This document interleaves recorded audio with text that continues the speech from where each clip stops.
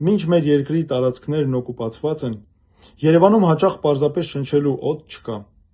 Մինչ մեր թոշակառուները ստանում են ապրելու համար անհնար, պարզապես ծիծաղելի ցածր թոշակներ, մինչ ձևի համար կառուցվում են նոր դպրոցներ և քանդվում է կրթությունը, և ամենակարևորը,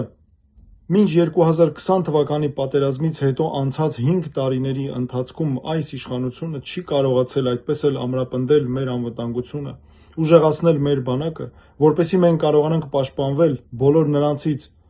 որոնք սպառնում են ամեն օր մեզ ֆիզիկական բնաջնջմամբ, Նիկոլ Փաշինյանն ուզում է, որպեսզի մենք խոսենք ոչ թե մեր պետության գոյության,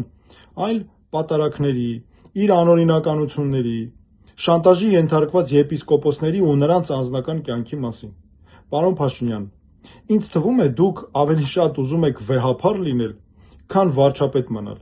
Երևի 3 ու դրանից առաջ էլ ձեր նախընտրական քարոզչությունն էր։ Սա իսկապես ծիծաղելի է։ Ես մտադիր եմ լինել վարչապետ ու ոչ դրանից ավելին։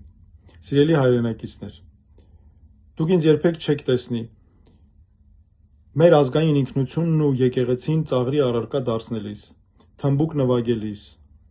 կրկեսում ծաղրածուի դեր խաղալիս,